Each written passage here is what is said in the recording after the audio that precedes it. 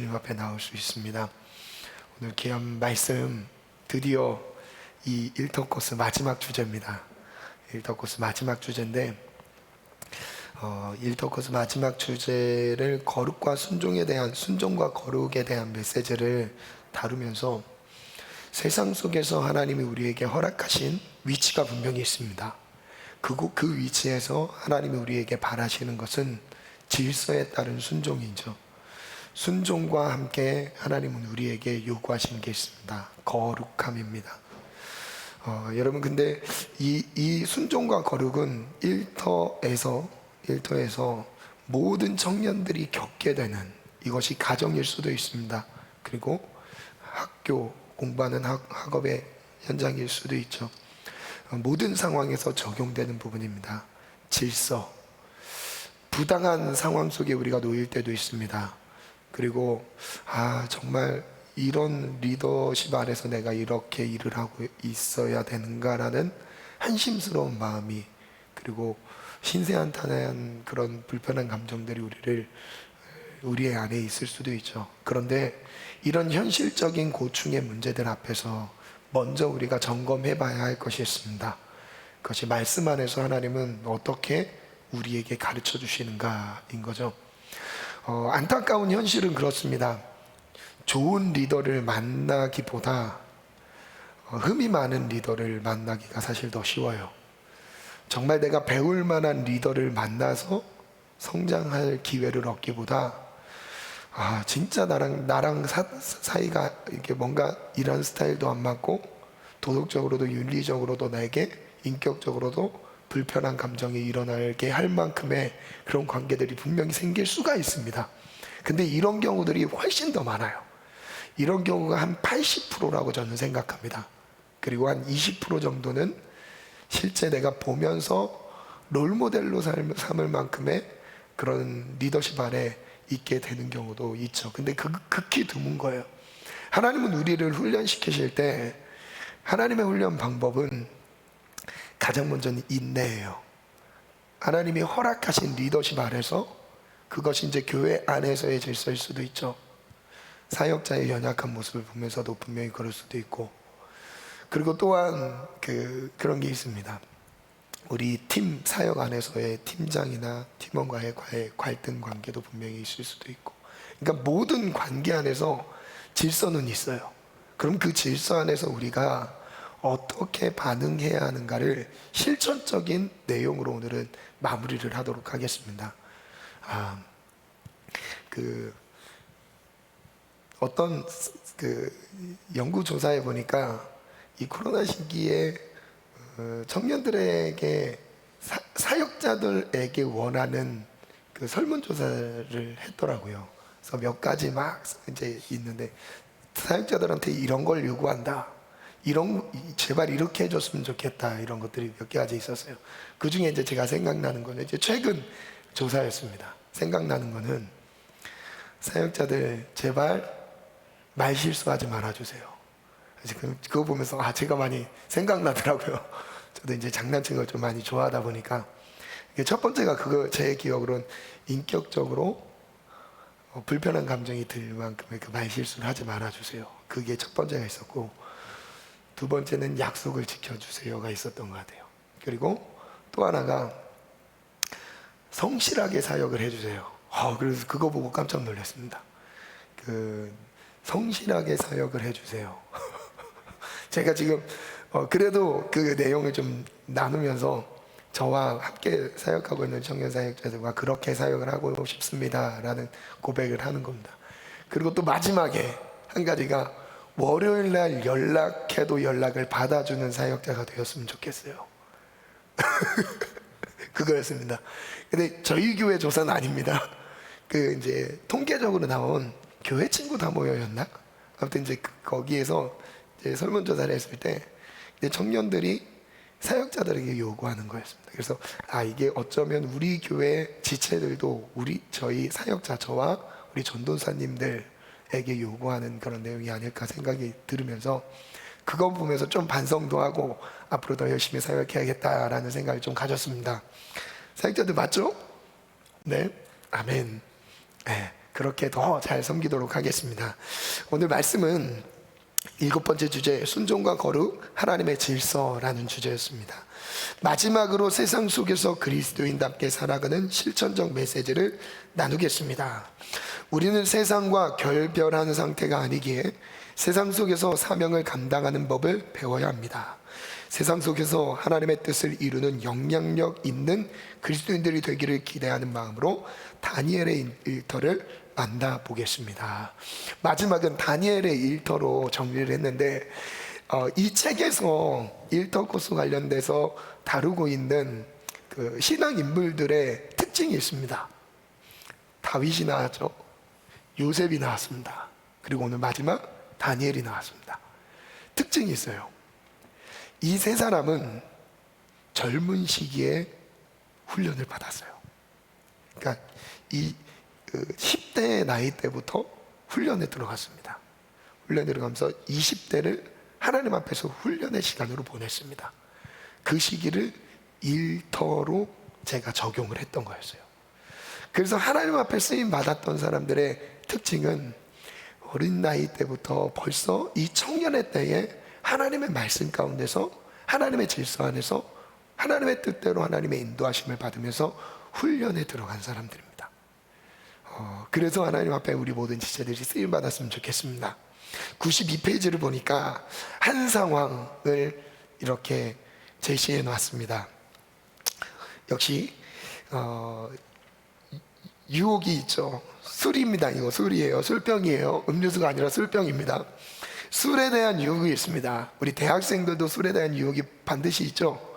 그리고 직장생활 하다 보면 진짜 피치 못할 만한 이런 분위기가 될 때가 있습니다. 두 가지 갈등이에요. 첫 번째는 괜찮아, 한 잔인데 뭐 성경에 취하지 말라고 취하지 말라고만 해서 그냥 한 잔 마시는 건 괜찮다고 얘기를 하는 거예요. 마귀의 속삭임이죠.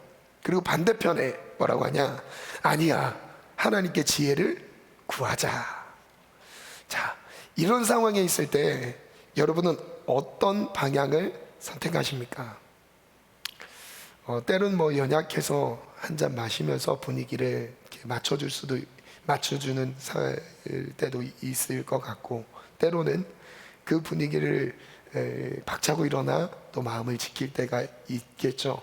그러니까 이 방향성에서 나는 무엇을 선택하는지를 한번 생각해 보셨으면 좋겠어요. 자, 그럼 박차고 일어나는 것이 맞는 것인가, 아니면 술잔을 같이 돌리고 있는 것이 맞는 것인가? 여러분, 하나님의 뜻은 무엇일까요? 현실적인 부분에서 한번 찾아보세요. 하나님은 무엇을 바라실까요? 첫 번째 주제예요. 순종, 사회적 질서 안에서. 남유다는 바벨론에 의해 멸망하여 포로 생활을 피할 수 없는 형편에 놓였죠. 바벨론의 포로가 된 유다 족속은 영토와 주권을 상실했습니다. 성전 붕괴와 함께 신앙의 자유 역시 박탈당했습니다. 지금 이 내용은 성경에 나오는 구약 성경의 역사의 마지막 끝자락에서 일어나는 이스라엘 백성들의 멸망을 보여주고 있습니다. 그래서 예루살렘 성전, 다윗 성전이 붕괴됐어요. 초토화됐습니다. 바벨론에 의해서 성전이 무너졌어요. 그래서 이 유다 백성들은 충격을 받았습니다. 왜냐하면 성전은 하나님이 계신 곳인데 이 성전이 무너졌다는 것은 하나님이 떠났다는 의미예요. 그들에게 있어서 성전이 없어졌다는 것은 그들의 신앙의 구심점 자체가 사라졌다는 겁니다. 이런 의미죠. 그들은 더 이상 의지할 대상이 없어진 거예요. 그들을 지켜줄 수 있는 무엇이 눈에 확인될 수 있는 것이 그래도 성전은 있었는데, 그들이 아무리 죄 가운데 있어도 눈에 보이는 성전이 늘 있어서 나의 마음에 안위를 줄 수 있는 그런 성전이었는데 이 성전을 잃어버리게 된 거예요. 그리고 바벨론으로 포로로 끌려갔습니다. 그들은 신앙의 자유를 잃어버렸어요. 그를 민족적인 그 나라를 잃어버렸고 땅도 잃어버렸고 주권을 다 잃어버렸습니다. 그러니까 모든 것을 잃어버렸다는 것과 같다는 거죠. 이런 상태예요. 이런 상태에서 하나님은 하나님의 사람을 준비하셨습니다. 어떤 상황에서요? 나라가 아예 다 멸망한 상태에서, 성전까지 무너진 상태에서, 그들의 신앙의 뿌리까지 흔들린 상태에서 하나님은 한 사람을 준비시키고 계세요. 다니엘의 일터를 바로 한번 생각해 보세요. 어쩌면 이 다니엘이 활동했던 시기가 우리가 지금 생활하고 있는 이 시대와 같다라는 생각이 듭니다. 왜냐하면 신앙의 중심을 잃어버린 세대거든요. 영적인 중심을 잃어버린 세대예요.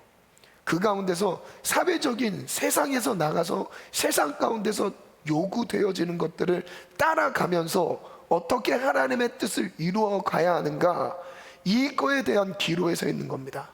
여러분, 만약에 이때 나라를 빼앗기지 않았다면 갈등할 필요가 없었어요. 당연히 하나님의 나라와 하나님의 질서가 나라 가운데 가득하지 않았을까요?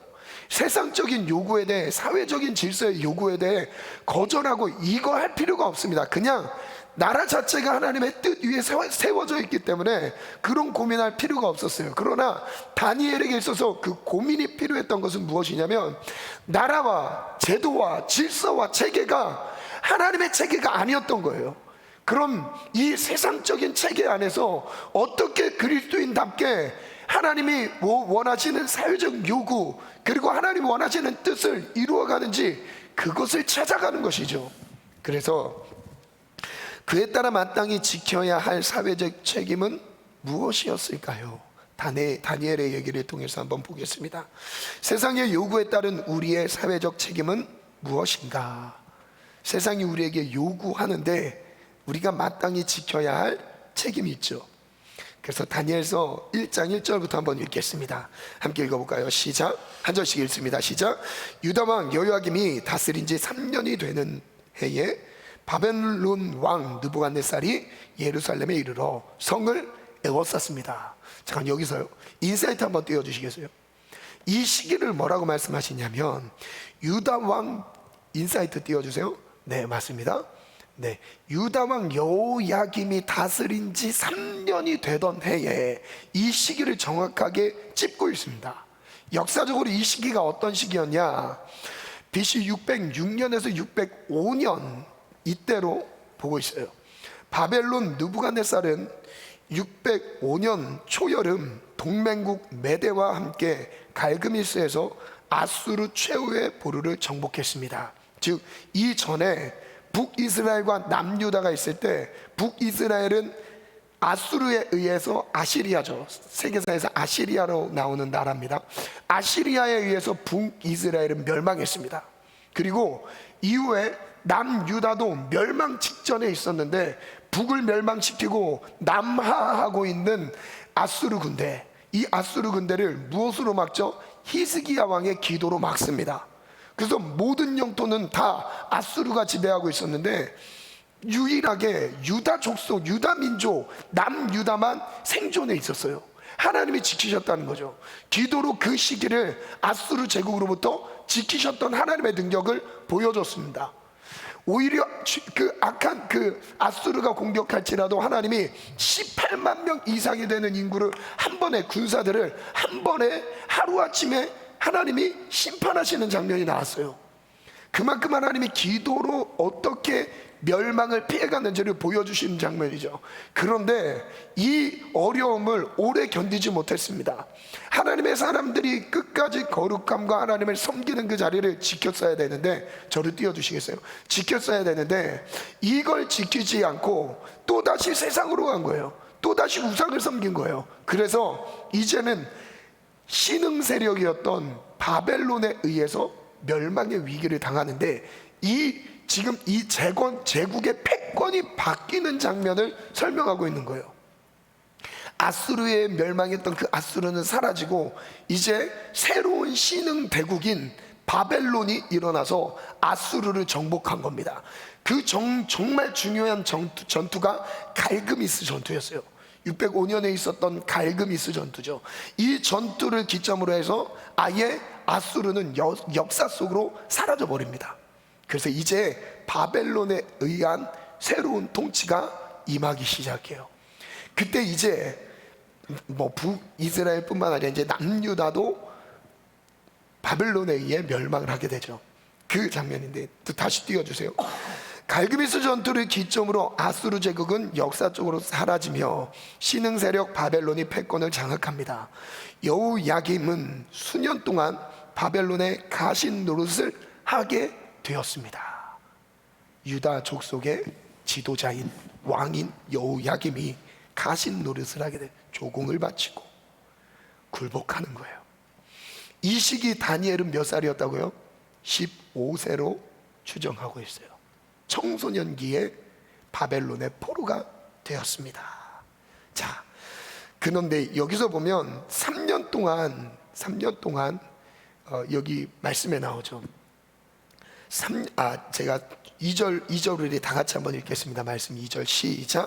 주께서 유다 왕 여호야김과 하나님의 전 그릇 얼마를 그의 손에 넘기심에 그가 그것을 가지고 신할 땅 자기 신들의 신전에 가져다가 그 신들의 보물 창고에 두었더라. 왕이 환관장 아스푸나스에게 말하여 이스라엘 자손 중에서 왕족과 귀족 몇 사람 곧 흠이 없고 용모가 아름다우며 모든 지혜를 통찰하며 지식에 통달하며 학문에 익숙하여 왕궁에 설 만한 소년들을 데려오라 하겠고 그들에게 갈대아 사람의 학문과 언어를 가르치게 하였고 5절 있습니다. 시작.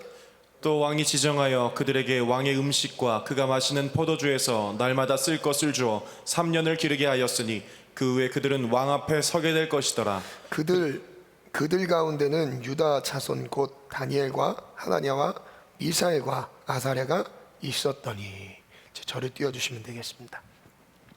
3년의 교육을 받는데 아수르 즉 이전에 북이스라엘을 지배하고 있었던 아수르는 통치하는 방식이 혼혈 정책을 썼습니다. 이 혼혈 정책이라는 것은 민족의 정체성을 말살하는 거였어요. 민족의 정체성을 말살하려면 아빠 엄마가 다른 민족으로 결혼을 하면 태어나는 아기는 민족적인 정체성을 잃어버립니다. 그래서 아수르가 북이스라엘을 통치했던 방식은 그들의 민족성을 아예 사라지게 만드는 거였어요. 그래서 아수르 사람과 다른 민족과 함께 그 북이스라엘의 혈통을 섞습니다. 그 사람들을 사마리아인이라고 불러요. 이 사마리아인들은 그래서 하나님의 말씀에 떠나서 하나님이 말씀하셨던 통혼하지 말라, 섞지 말라라고 하는 말씀을 어겼어요. 그래서 하나님만 섬기지 못하고 이제 부모로부터 이어져야 될 신앙이 전수되지 못하게 되는 상황이 되어버렸어요. 그래서 남유다 사람들은 북이스라엘 아수르의 지배 정책을 따랐던 북이스라엘 사람들을 개, 돼지 취급을 했습니다. 짐승처럼 여겼어요. 그래서 예수님이 사마리아 여인과의 대화 가운데서 말을 걸었을 때 사마리아 여인이 깜짝 놀라지 않습니까? 어찌하여 유대인이면서 나에게 말을 겁니까? 저는 부정한 자인데. 북이스라엘 사람들 자체가 부정한 사람들이었어요.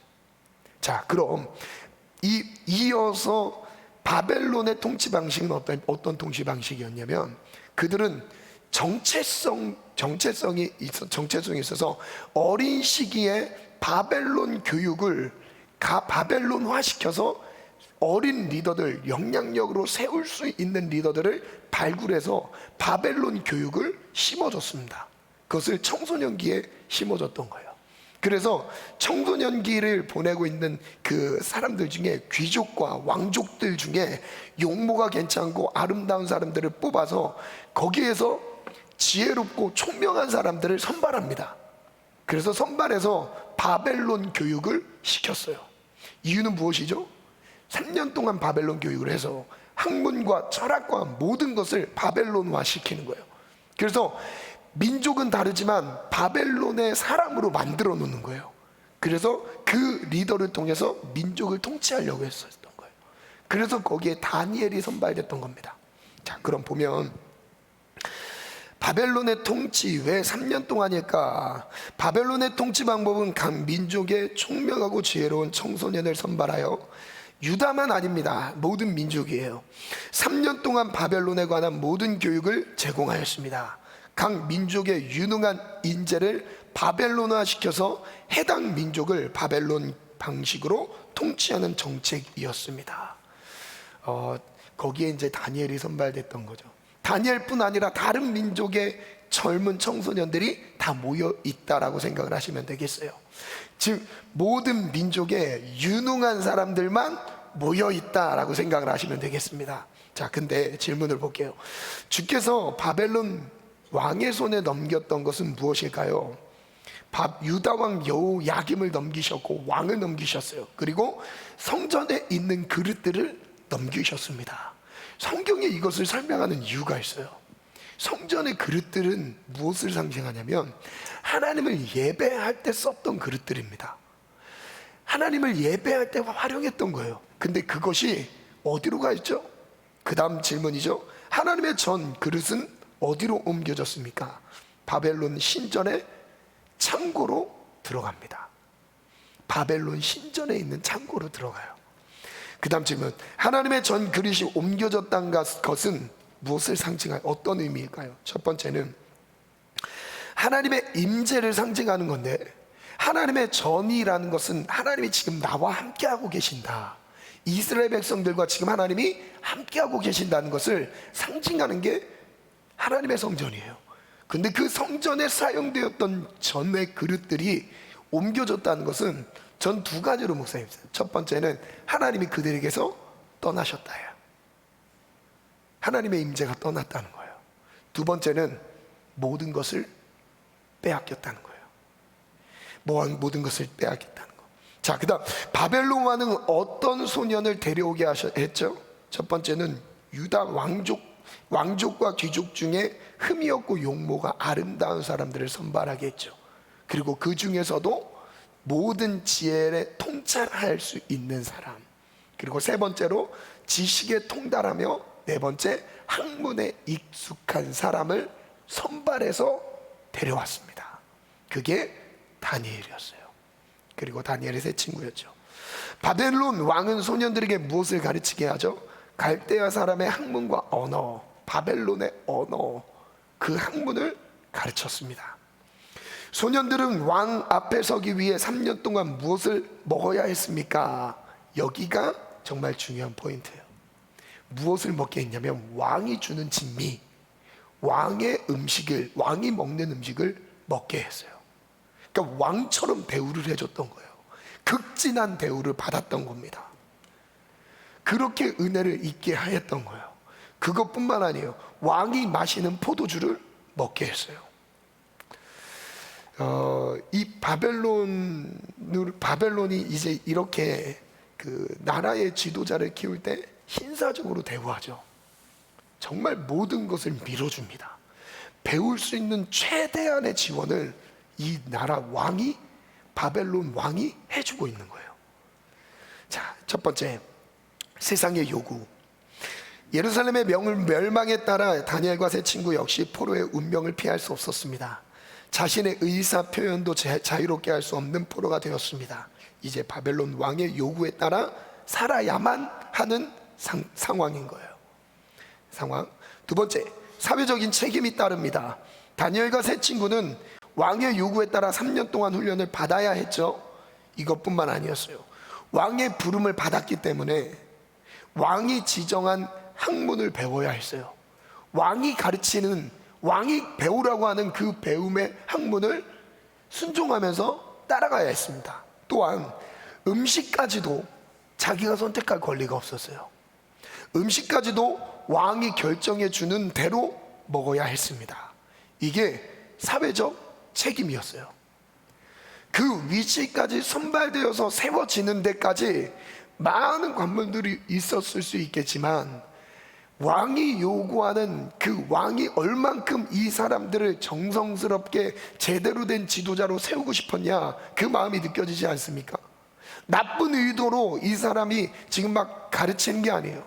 정말 잘 세워서 지도자로 삼고 싶은 거예요. 민족의 지도자로 삼고 싶은 거예요. 바벨론 통치를 하고 싶은 거죠. 그런데 우리도 어쩔 수 없이 세상의 요구를 받아들여야 하는 현실에 놓일 때가 많아요. 다니엘과 세 친구처럼 세상의 요구를 묵묵히 받아들여야 합니다. 우리도 세상 속에 살고 있기 때문에 사회적 책임을 다해야 합니다. 자, 그럼 여기서 사회적 질서에 어떻게 반응해야 되는가 질문인데, 첫 번째는 질서 인식이에요. 질서 인식. 질서 인식 정말 중요합니다. 우리 말씀 한번 읽어볼까요? 시작. 각 사람은 위에 있는 권세들에게 복종하라. 권세는 하나님으로부터 나지 않음이 없나니 모두 권세는 다 하나님께서 정하신 바라. 여러분, 이것을 인정하는 것이 하나님의 주권을 인정하는 겁니다. 저를 따라 한번 고백해 볼게요. 나에게 허락한 위에 있는 권세를 위에 있는 권세에게 복종하라. 여러분, 이 위에 있는 권세라는 의미는 하나님이 허락하신 사회적인 질서를 말합니다. 정치 지도자도 포함되죠. 내가 일하고 있는 일터에서의 상사와의 관계도 마찬가지입니다. 여러분, 교수님과의 관계도 마찬가지예요. 위에 있는 권세에게 뭐하라? 복종하라. 권세는 누구에게로부터 났대요? 하나님이 주신 거래요. 그러니까 이런 거예요. 저 사람은 예수님을 안 믿고 있기 때문에 나는 저 사람한테 순종하지 않아도 돼가 아니에요. 저 사람은 하나님의 나라를 몰라. 그러기 때문에 나는 저 사람 말하는 것을 따르고 싶지 않아. 여러분, 이런 게 아니에요. 여러분, 다니엘이 원했습니까? 이미 상황은 죄로 인해서 모든 것을 잃어버린 상황이기 때문에 사회적 질서 자체가 하나님의 뜻이 통치되는 사회가 아닙니다. 그럼 그 안에서 살아가고 있는 그리스도인들은 어떻게 반응해야 되겠냐 이거예요. 다니엘을 통해서 배우는 겁니다. 그 다음 볼게요. 저를 따라 고백해요. 모든 권세는 다 하나님이 정하셨습니다. 여러분, 인정하십니까? 아멘. 여러분, 진짜 불편한 상급자의 관계가 있으세요? 하나님이 정하셨다는 걸 인정하시기 바라요. 아멘. 하나님이 비록 나에게 정말 안 좋은 영향력을 주는 사람일 수도 있어요. 그런데 하나님이 정하신 거예요. 하나님이 나를 왜 거기에 세우셨을까요? 왜 그 관계 가운데서 나에게 허락하셨을까요? 하나님이 허락하셨다는 거죠. 그러므로 2절 같이 한번 읽습니다. 시작. 그러므로 권세를 거스르는 자는 하나님의 명을 거스름이니 거스르는 자들은 심판을 자취하리라. 거스르는 자, 질서 인식을 하지 못하고 거스르는 자들이 있대요. 질문 볼게요. 각 사람은 위에 있는 권세에 대해 어떤 자세를 가져야 되죠? 같이 한번 선포합시다. 시작. 복종하라. 다시 시작. 복종하라. 여러분, 이 복종이라는 단어는 강제적인 의미입니다. 순종은 자발적인 단어예요. 순종과 복종은 다릅니다. 순종은 내 마음과 함께 몸이 움직여지는 거지만, 복종이라는 단어는 마음이 없어도 해야 된다는 거예요. 내 마음의 의사에 자발적인 동기가 없어도 따라가야 된다는 거예요. 그 사람이 내게 비록 선한 영향력을 나타내지 못하는 연약한 사람일지라도, 배울 게 하나도 없어도 여러분 뭐하래요? 복종하라. 여러분, 먼저 이 질서 의식을 가지셔야 돼요. 저를 따라 선포하겠습니다. 하나님이 주신 권세에 있어서 인정하고 복종하겠습니다. 마음이 불편해도 질서를 따르는 것이 하나님을 인정하는 것입니다. 여러분, 하나님을 인정하는 마음으로 복종하시기를 축원합니다. 아멘. 여기서 끝이 아니에요. 왜 위와 같은 자세를 가져야 한다고 하시죠? 모든 권세는 다 하나님이 정하셨기 때문에. 정하셨어요. 그리고 권세를 거스르는 것은 무엇을 거스르는 것 같죠? 하나님의 명령을 거스르는 것과 똑같다. 권세 질서를 거스르는 것은 하나님이 주신 권세를, 명령을 거스르는 것과 똑같아요. 그리고 권세를 거스르며 어떤 일을 당하게 되죠? 하나님의 심판을 당하게 됩니다. 자, 그 다음 두 번째, 다음 정말 중요해요. 질서를 따르는 자세인데, 이 따르는 자세를 볼게요. 그래서 이거는 일부러 세 번역으로 한번 따왔습니다. 에베소 6장 말씀인데 같이 한번 읽습니다. 시작. 종으로 있는 이 여러분, 두려움과 떨림과 성실한 마음으로 육신의 주인에게 순종하십시오. 육신의 주인에게, 우리의 상전에게 순종하래요. 비슷한 단어를 썼죠. 순종하래요. 어떻게요? 두렵고 떨림으로, 성실한 마음으로 순종하라. 그 다음 또 읽어볼까요? 시작. 그리스도께 하듯이 해야 합니다. 사람을 기쁘게 하는 자들처럼 눈가림으로 하지 말고 그리스도의 종답게 진심으로 하나님의 뜻을 실천하십시오.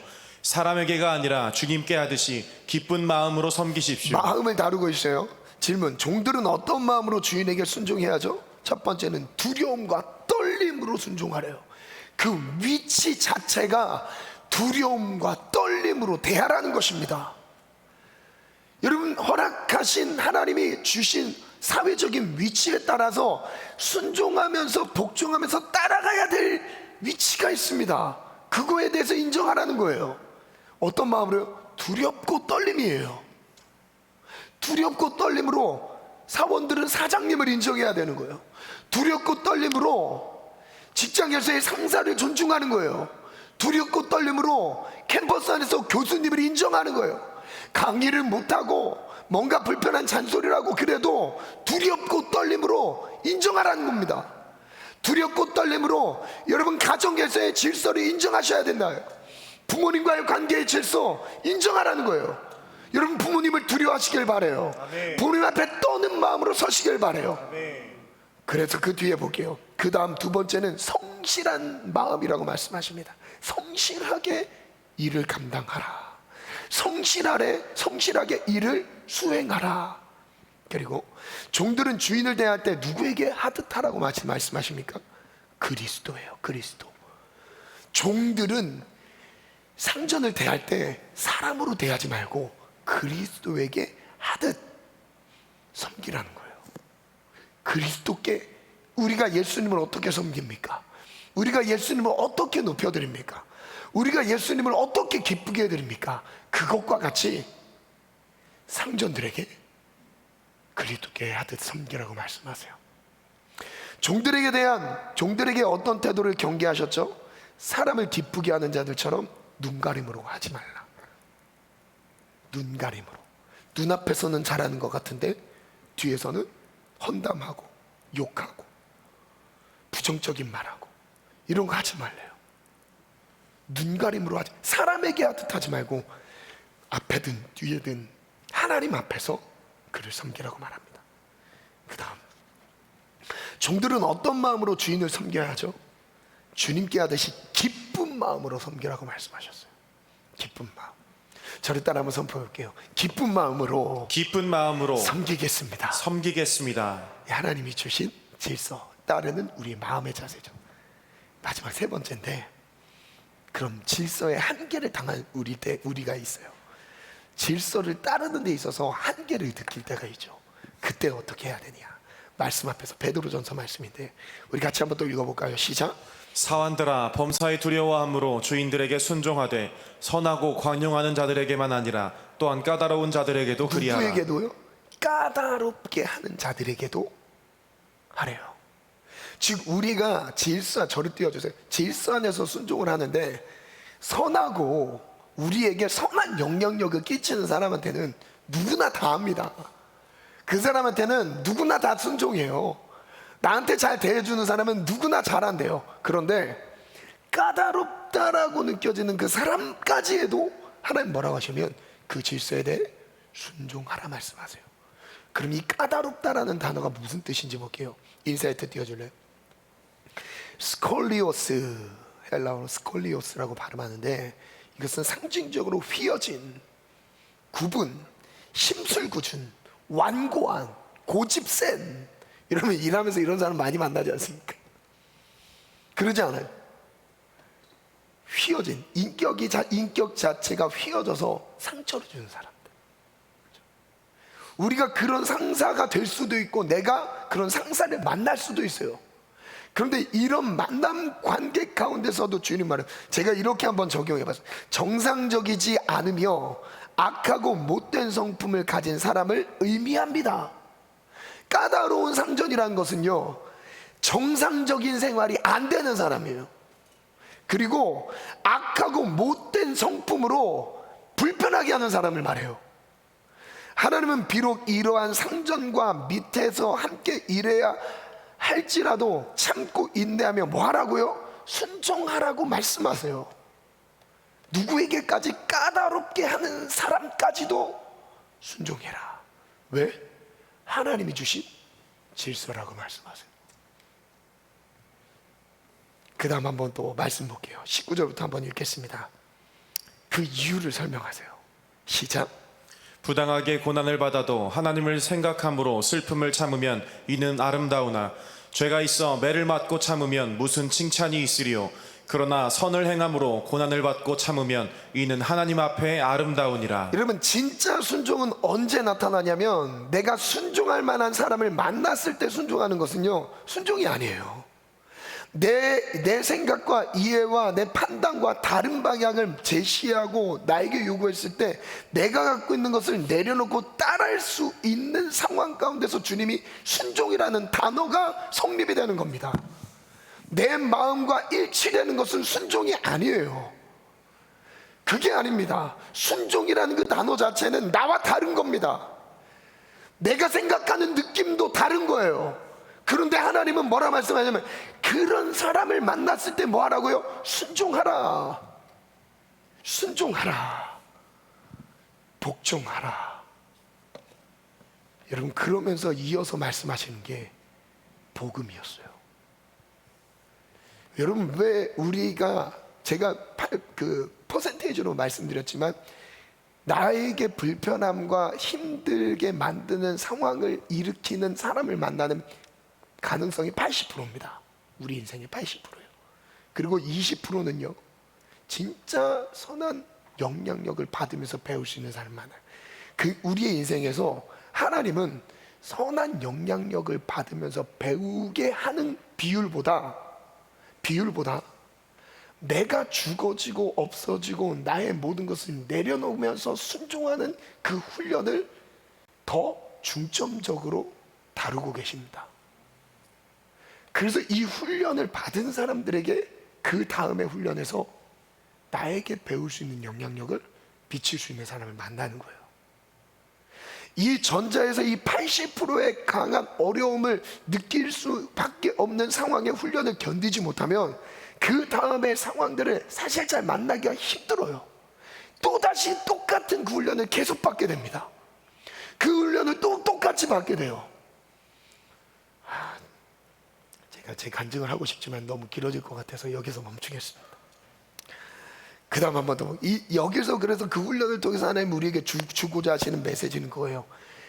그리스도의 십자가의 고난을 배우라는 거예요. 아프면서도 순종할 수 있는 마음의 영적인 상태를 하나님이 다루고 계신 겁니다.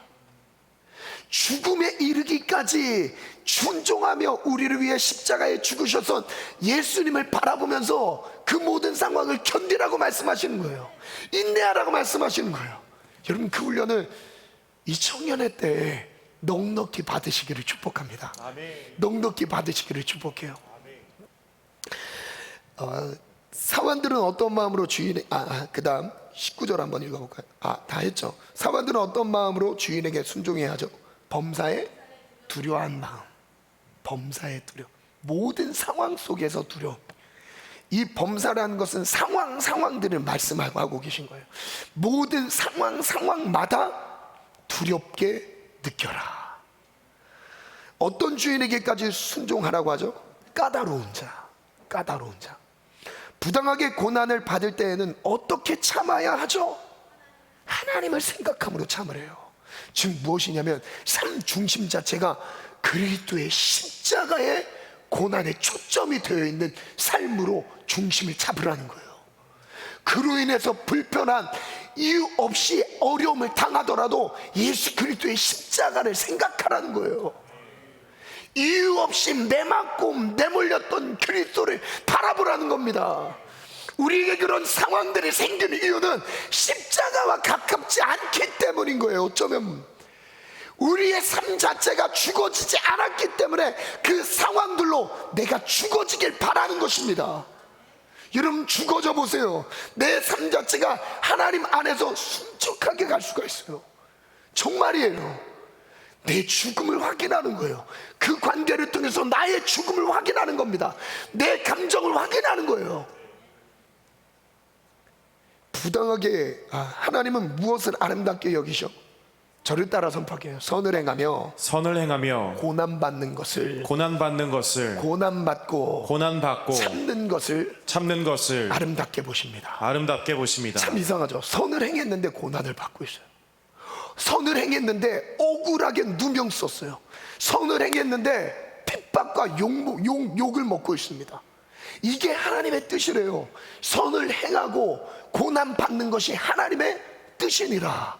저를 따라 선포할게요. 선을 행하고 고난받는 것이 하나님의 뜻입니다.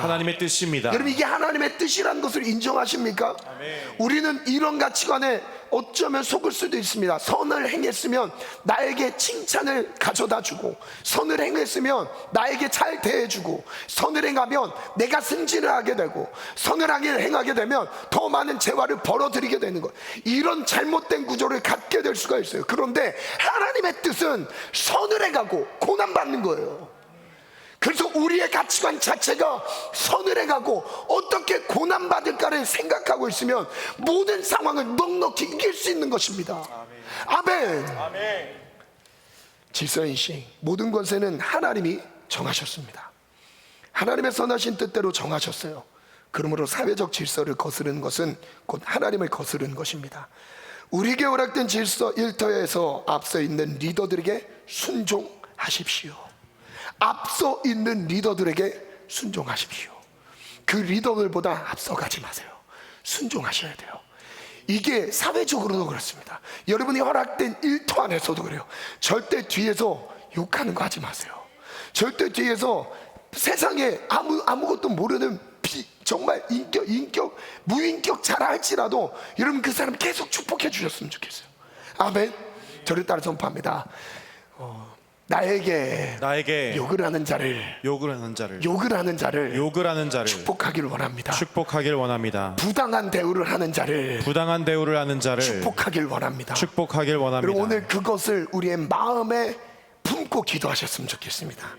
그리고 우리에게 허락된 일터에 앞서 있는 리더에게 순종한 그것은 하나님께 순종하는 것과 같습니다. 이걸 하나님께 순종하는 것으로 여기셨어요. 질서를 따르는 자세, 그리스도에게 하듯 기쁜 마음으로 섬겨야 합니다. 육신의 상전을 하나님처럼 대해야 합니다. 사람 앞에서 눈가림으로 하지 않고 하나님 앞에서 성실하게 그리고 기쁜 마음으로 섬기십시오. 질서의 한계 앞에서 까다로운 자들에게까지 두려운 마음으로 순종해야 합니다. 만약 모범이 되지 않는 까다로운 상급자를 만났을지라도 뭐하라요? 순종해야 합니다. 부당한 대우와 고난을 받는다 하여도 예수님을 생각하면 참고 인내해야 합니다. 하나님을 선을 행하고 고난받는 것을 아름답게 받으십니다. 그 다음 한번 우리 같이 글을 한번 읽어볼까요? 시작. 우리는 세상 속에 살고 있기 때문에 세상의 요구를 수행해야 하며 그에 따른 사회적 책임을 다해야 합니다. 세상의 모든 권세는 하나님이 정하신 것이기 때문에 그리스도께 하듯 기쁜 마음으로 순종해야 합니다. 아무리 까다로운 상전을 만나더라도 참고 인내하며 순종해야 합니다. 참고 인내하며 순종해야 합니다. 두 번째, 거룩입니다. 순종만 요구하신 게 아니라 거룩도 요구하셨습니다. 하나님의 뜻을 따라 다니엘과 세 친구는 포로의 신분으로서 바벨론의 교육 훈련 과정을 따르는 것이 그리 어렵지는 않았습니다. 하지만 문제는 하나님의 뜻과 충돌하는 상황이 있었습니다. 하나님의 말씀을 버리면서까지 왕의 명령을 따라야 한다는 것이 도저히 견딜 수 없었습니다. 다니엘과 세 친구는 왕의 명령과 하나님의 명령 사이에서 어떤 결정을 내렸을까요? 오늘 마지막 결론인데요. 사회적 질서와 하나님의 뜻이 충돌했을 때를 볼게요. 볼게요. 8절부터 볼게요. 함께 읽습니다. 시작. 다니엘은 뜻을 정하여 왕의 음식과 그가 마시는 포도주로 자기를 더럽히지 아니하니라 하고 자기를 더럽히지 아니하도록 환관장에게 구하니 하나님이 다니엘로 하여금 환관장에게 은혜와 긍휼을 얻게 하신지라. 환관장이 다니엘에게 이르되 내가 내 주 왕을 두려워하노라. 그가 너희 먹을 것과 너희 마실 것을 지정하셨거늘 너희의 얼굴이 초췌하여 못한 것을 그가 보게 할 것이 무엇이냐. 그렇게 되면 너희 때문에 내 머리가 왕 앞에서 위태롭게 되리라 하니라. 여기서 다니엘이 요구합니다. 그 왕이 준 음식 안 먹으면 안 될까요? 요청을 해요. 그런데 이 환관장에게는 위험 부담이에요. 왕의 명령인데 내가 이것을 지키지 않았을 때 그 사람이 곤란해지는 거죠. 그래서 요청을 합니다. 그래서 11절 환관장이 다니엘과 하나냐 미사엘과 아사랴를 감독한 자에게 다니엘이 말하되 청하오니 당신들의 종들을 열흘 동안 시험하여 채식을 주어 먹게 하고 물을 주어 마시게 한 후에 당신 앞에서 우리의 얼굴과 왕의 음식을 먹는 소년들의 얼굴을 비교해 보아서 당신이 보는 대로 종들에게 행하소서 하매 그가 그들의 말을 따라 열흘 동안 시험하더니 열흘 동안 시험해 본 거예요.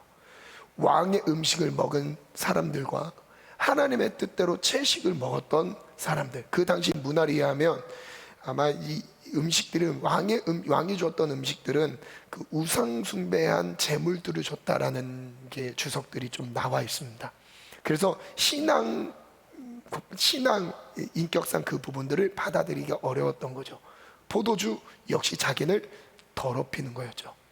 그래서 왕이 주는 음식, 하나님이 주신 율법과 반대되는 것을 요구하는 것을 하나님의 뜻대로 지키기 위해서 요구했던 겁니다. 그래서 열흘이라는 시험을 요청을 했던 겁니다. 결과는 어떻게 되죠? 열흘 후에 그들의 얼굴이 더욱 아름답고 살이 더욱 윤택하여 왕의 음식을 먹는 다른 소년들보다 더 좋아 보인지라. 16절 읽습니다. 시작. 그리하여 감독하는 자가 그들에게 지정된 음식과 마실 포도주를 제하고 채식을 주니라. 이렇게 하나님의 뜻을 순종하게 됐습니다. 세상의 질서도 거스르지 않고 하나님의 뜻을 이룰 수 있는 실력, 이게 다니엘에게 필요해요. 다니엘에게 볼 수 있는 우리에게 모범 사례인 거죠. 인사이트를 보니까 다니엘이 8절에 보면 뜻을 정한다는 표현이 나오죠. 이 뜻을 정했다는 의미는 바로 이거예요. 전 인격적으로 하나님의 말씀 앞에 섰다는 개념입니다. 그래서 다니엘이 뜻을 전 인격적인 마음의 중심을 하나님 말씀 앞에 두고 있음을 의미하는 거예요. 말씀에 순종하고자 하는 마음도 역시 다니엘 안에 중심 가운데 있었던 거죠. 그래서 더럽히지 않았다, 이것은 인연을 끊다, 더럽히다, 모독하다, 상징적으로 신성을 더럽히다, 레위기의 정결 규례를 어김으로 거룩함을 훼손하여 하나님과의 관계가 끊어지는 것을 의미하는데, 끊어지지 않도록 하나님과의 관계를 이어가도록 뜻을 정했던 겁니다. 자, 질문.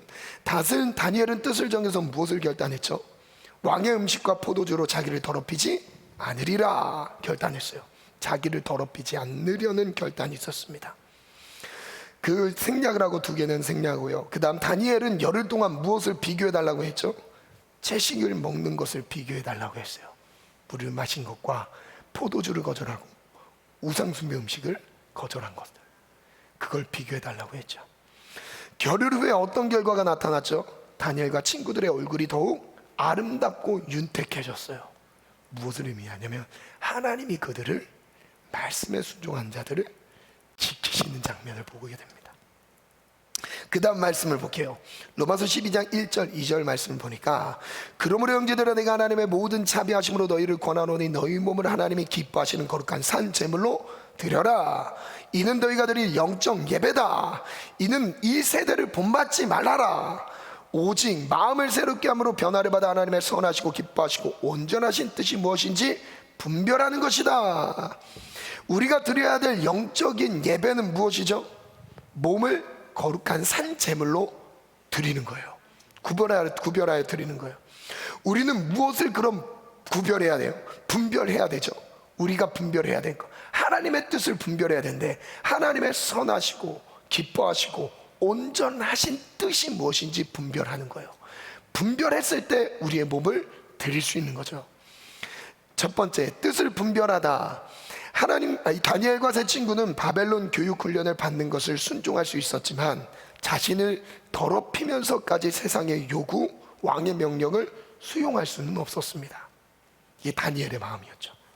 사회적인 질서를 따르는 것이 하나님의 뜻이지만 때로는 사회적 질서가 하나님의 뜻을 거스르는 경우가 있습니다. 우리 역시 사회적 질서 안에서 하나님의 뜻을 분별해야 합니다. 분별해야 돼요. 두 번째, 뜻을 정하다. 다니엘과 세 친구는 전 인격을 다해 하나님의 뜻을 정하여 자신을 더럽히지 않기로 결단했습니다. 다만 과격하게 충돌하지 않았습니다. 여러분, 다니엘이 과격하게 충돌했습니까? 지금 이 상황에서? 그렇게 하지 않았어요. 사회적 질서를 존중하면서 하나님의 뜻을 붙잡았어요. 이게 필요해요. 세 번째, 하나님의 뜻을 따르다. 다니엘과 세 친구는 사회적 질서 안에서도 하나님의 뜻을 따를 수 있었습니다. 하나님의 뜻을 따르면서도 왕의 명령을 거스르지 않는 방법을 찾았던 거예요. 하나님의 뜻을 따르는데 이 따르면서도 왕의 명령을 거스르지 않는 방법을 찾았던 거예요. 영적 예배가 무엇이냐? 예배는 우리 몸을 거룩하게 구별해 하나님께 드리는 것입니다. 하나님의 뜻을 분별하는 것이 우리가 드려야 할 영적 예배입니다. 마지막 페이지 질문인데요, 자기를 더럽히지 않은 내 소년에게 어떤 은혜가 임했는지를 볼게요.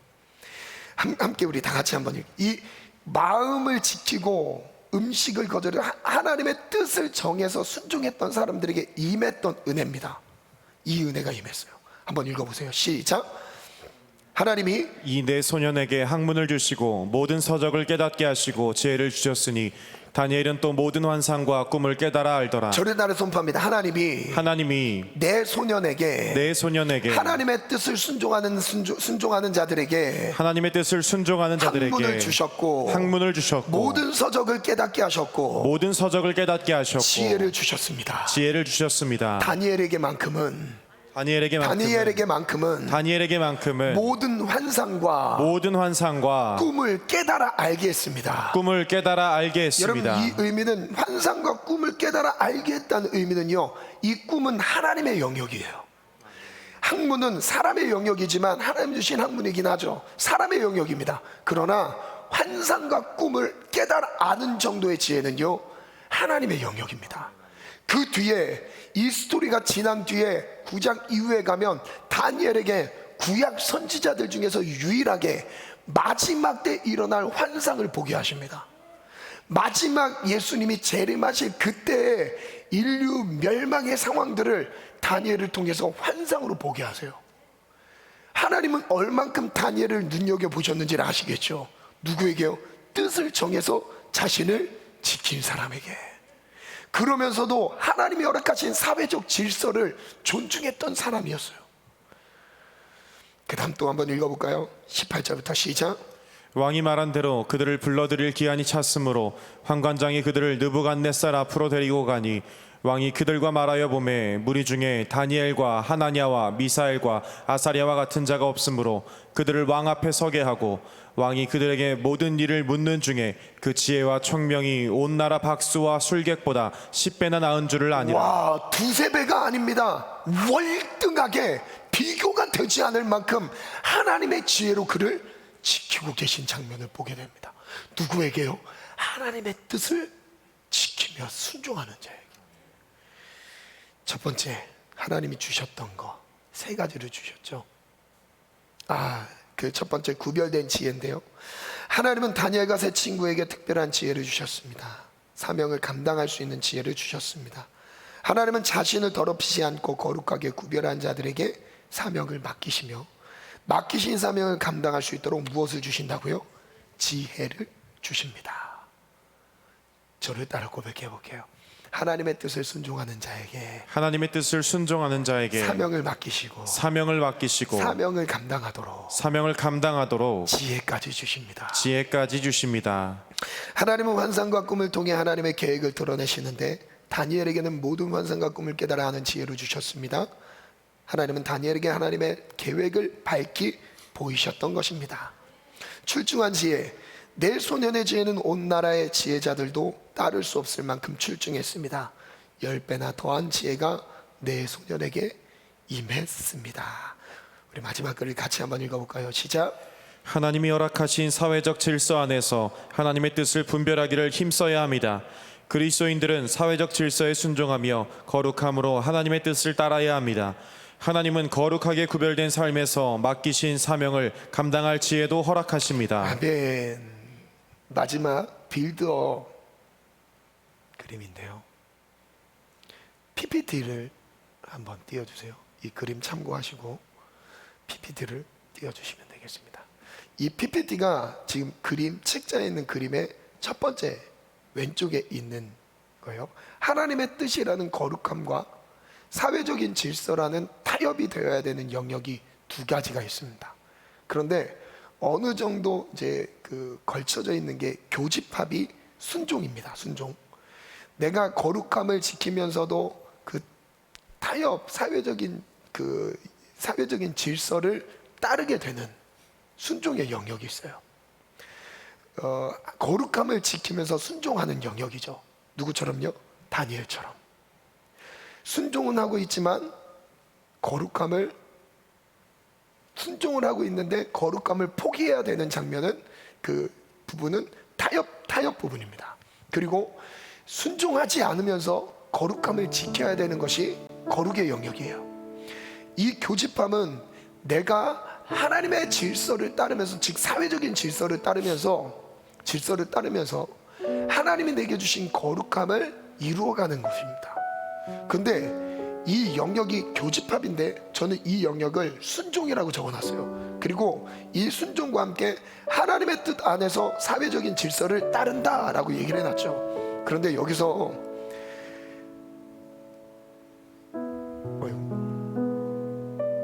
움직여요. 옆에 있었던 원이 교집합이 점점 많아집니다. 이게 다니엘의 삶이었어요.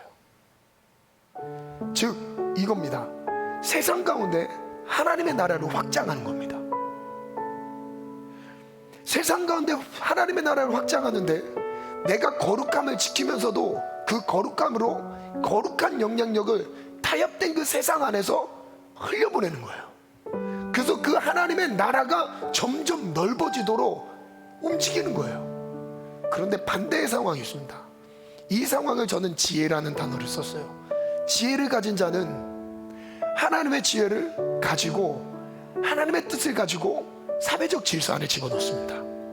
근데 지혜가 없는 사람들의 특징은 무엇이냐면 신앙은 뜨거워요. 그런데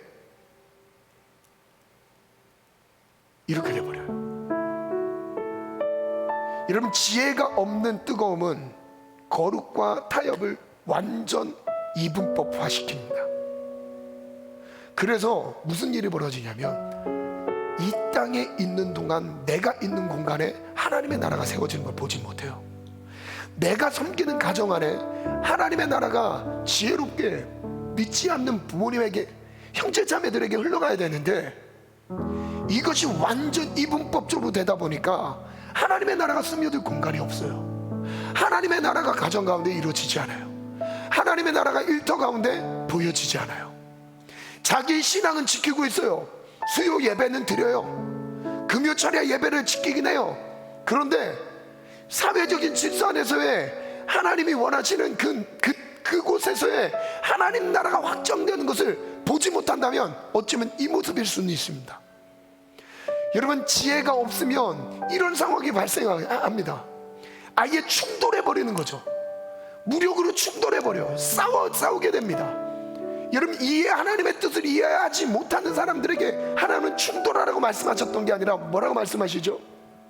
다니엘의 삶을 통해서 우리에게 말씀하고 계신 거예요. 그 가운데서 하나님의 살아계신 영향력이 나타나는 거예요. 하나님의 살아계심을 보이는 거예요.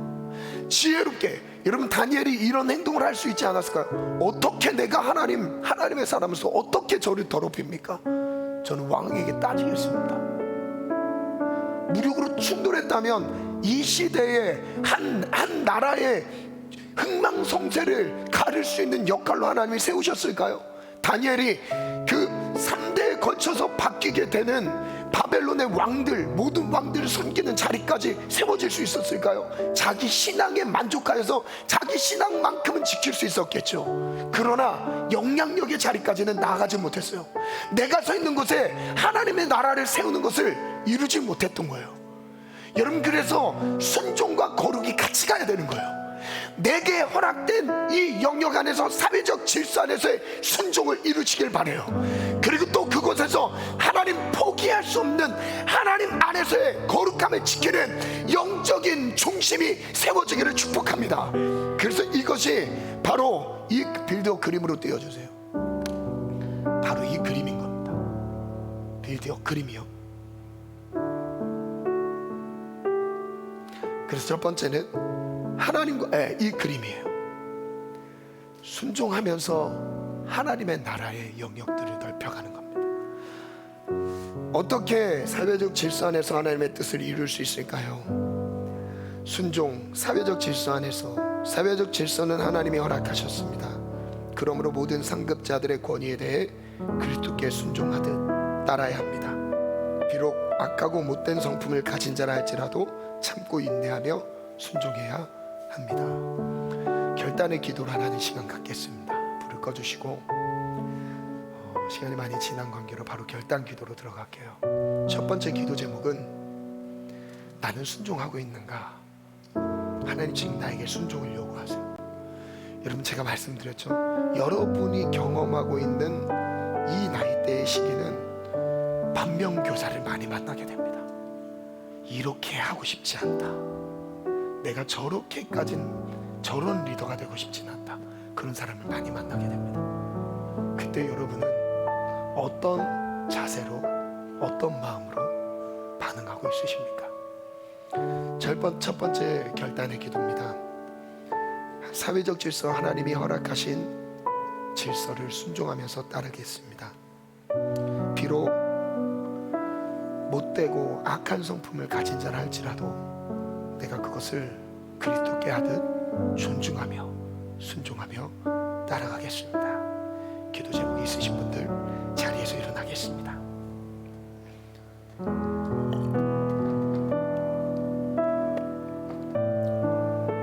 여러분, 못난 목사, 저에게 혹시, 제가 용서를 겁니다. 저에게 혹시 불편한 상황들 때문에 시험이 들거나 감정의 어려움을 겪은 혹시 지체들이 있다면 제가 오늘로서 좀 더 언어와 행동에 있어서 주의를 기울여서 사용을 하도록 하겠습니다. 그렇지만 이 사회적 질서, 이 부분에 순종하면서 따라주시기를 바랍니다. 두 번째 기도 제목입니다. 때로는 사회적 질서가 하나님의 뜻과 충돌할 때가 있습니다. 우리는 사회적 질서 안에서 하나님의 뜻을 분별하기를 힘써야 합니다. 하나님의 뜻을 따라 거룩함을 따르는 동시에 사회적 질서를 존중한다면 하나님께서 세상 가운데 하나님의 나라를 세워가는 지혜를 허락하실 것입니다. 이 기도 제목은 하나님, 충돌하는 이 상황에서 내가 과격하게 부딪히거나 충돌하는 것보다 먼저 하나님의 뜻을 확인하는 기도, 확인하는 시간을 갖게 도와주세요. 하나님, 내가 이 상황 속에서 하나님의 거룩함을 세상 가운데 이룰 수 있는, 하나님의 나라를 확장할 수 있는 지혜가 내게 임하기를 원합니다. 결단이 있으신 분들 자리에서 일어나겠습니다. 자리에서 일어나는 것은요, 하나님 앞에 서는 거예요. 여러분, 불편할 수도 있어요. 그러나 입술로만 고백하는 게 아니라 하나님, 제가 주님 앞에 섰습니다. 제가 주님 앞에 간구합니다. 제 몸을 주께 반응합니다. 이 고백으로 하나님 앞에 서길 원합니다. 그리고 들은 지체, 앉아있는 지체들도 각자의 기도 제목으로 기도할 때 말씀을 의지하여 기도하시길 바랍니다. 하나님의 은혜를 찾으면서 우리 각자 기도 제목으로 이 시간 다 같이 두 손 높이 들고 주여 또 주여 세 번 찾고 합심해서 기도합니다. 주여 주여 주여. 하나님 감사합니다. 하나님 우리가 사회적 질서 안에 순종하는 믿음을 갖게 도와주옵소서. 하나님 순종하는 믿음을 갖게 도와주옵소서. 하나님 악하고 모난 리더를 만났다 할지라도 하나님 그 가운데서 하나님이 세우셨다는 믿음을 가지고 순종하며 따라가게 도와주옵소서. 순종하며 따라가게 도와주옵소서. 위에 있는 권세에게 복종하라. 위에 있는 권세에게 복종하라. 그리스도께 아들 복종하라. 세상 속에서 치열한 관계 안에서 하나님 내가 그리스도를 섬기는 하나님 위에 있는 권세에게 순종하기를 원합니다. 하나님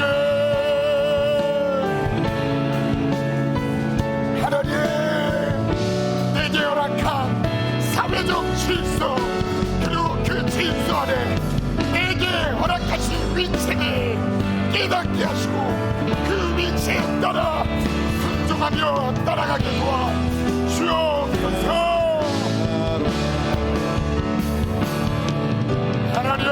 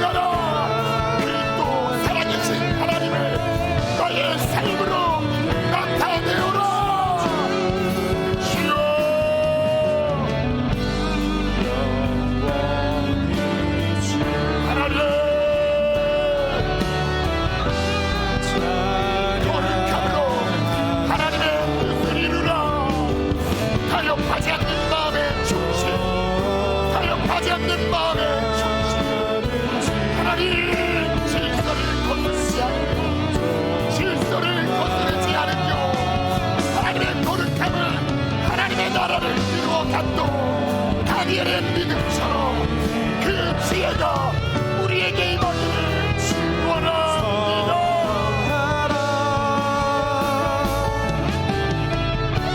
주 너의 하나님 왕 되신 주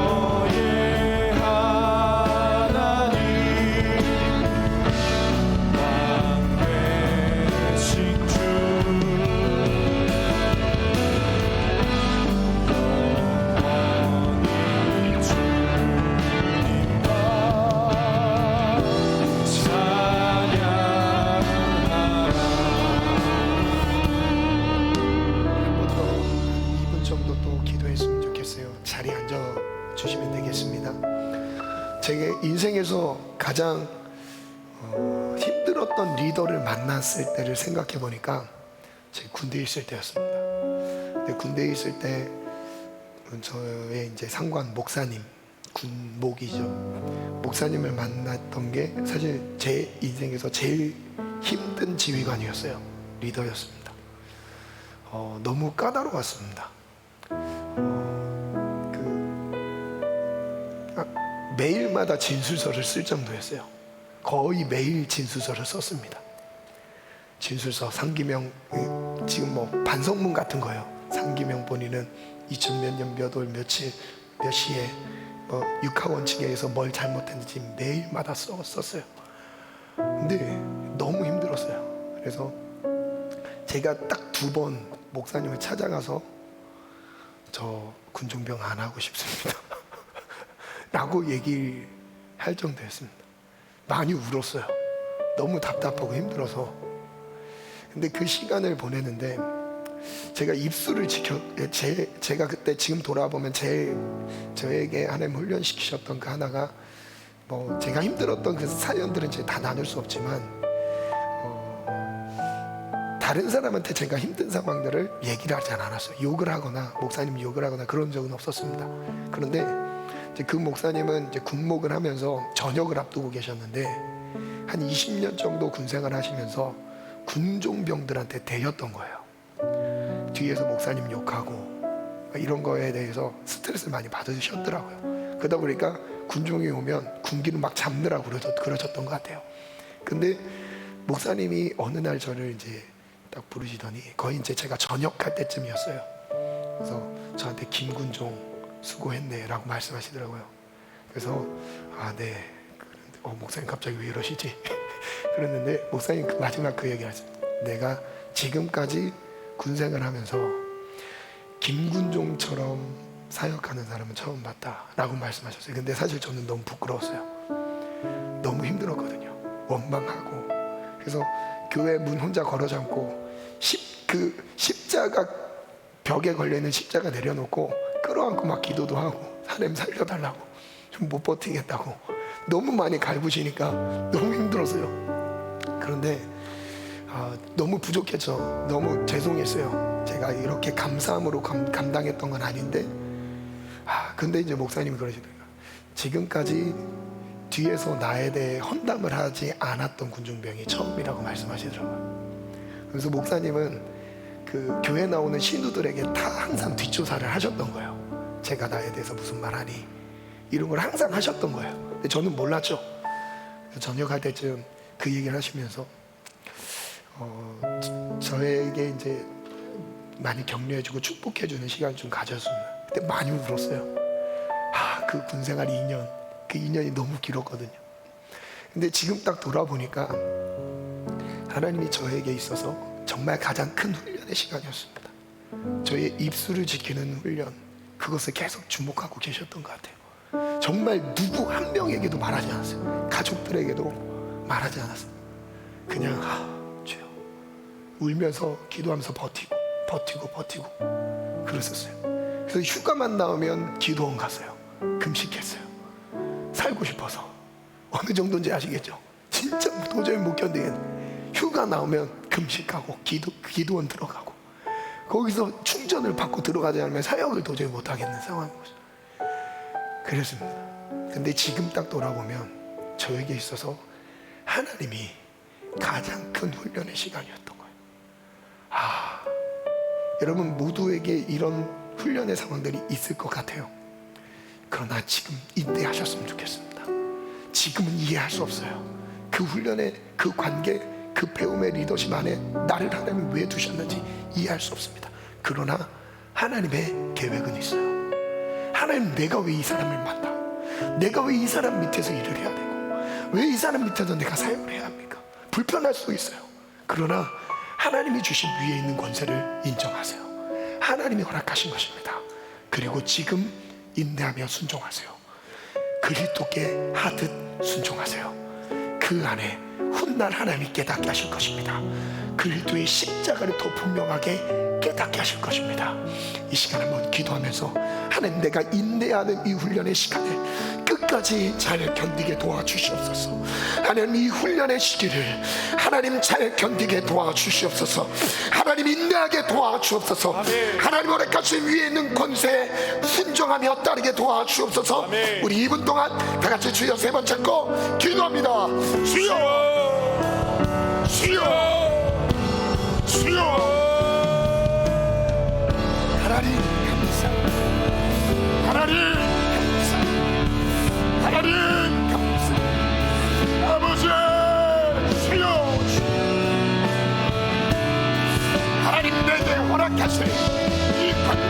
어려움 안에서 인내하게 도와주옵소서.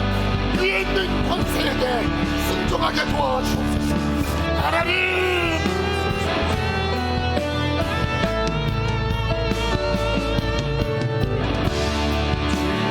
너의 하나님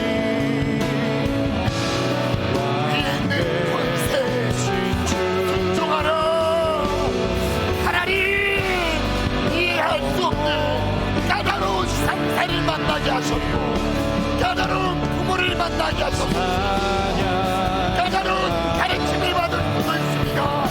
그러나 세상 사람들 다 욕할지라도 나는 입술을 지키게 하여 주시고 훈련받게 하여 주시고, 주여, 주님, 아버지,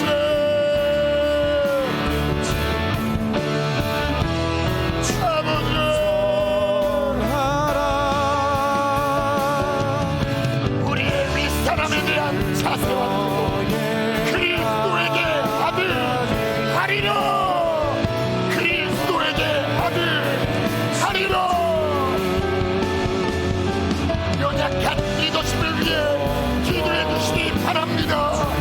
연약한 팀장들을 위해 기도해 주시기 바랍니다. 연약한 상사들을 위해 기도해 주시기 바랍니다. 연약한 가르침의 권세들을 위해 기도하시기 바랍니다. 하나님, 주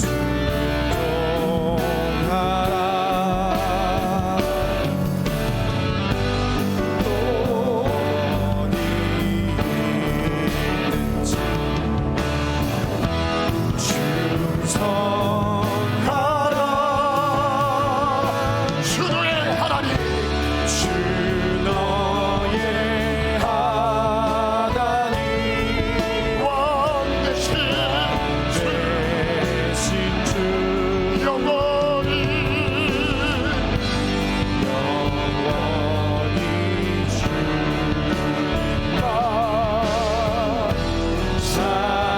우리 다 같이 고백합니다. 너 어디 가든지 어디 가든지 순종하라.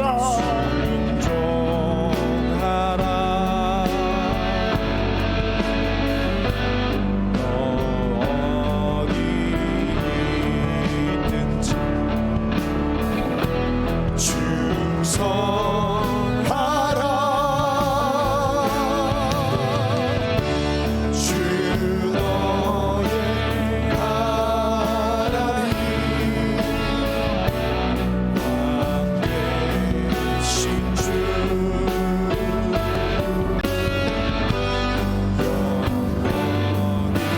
주님만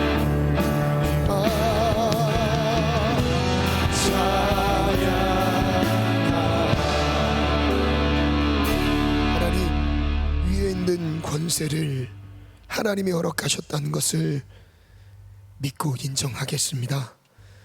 비록 까다로운 리더십 아래 나를 두셨다 할지라도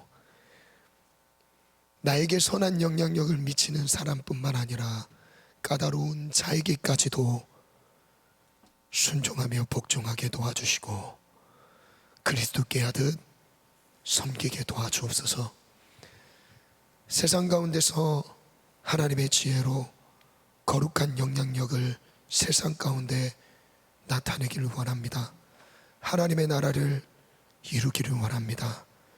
하나님, 우리가 세상을 어떻게 섬겨야 하는지를 말씀하여 주시고 다니엘의 신앙을 본받아 우리도 지혜롭게 세상 가운데 하나님의 살아계심을 나타내게 도와주옵소서. 과격했던 그리고 거침없었던 우리의 다듬어지지 않았던 신앙의 열심들을 다시 한번 돌아보며 다시 한번 되새기며 지혜를 구합니다. 은혜를 베풀어 주옵소서. 사랑합니다. 찬양합니다. 예수님의 이름으로 기도합니다. 아멘.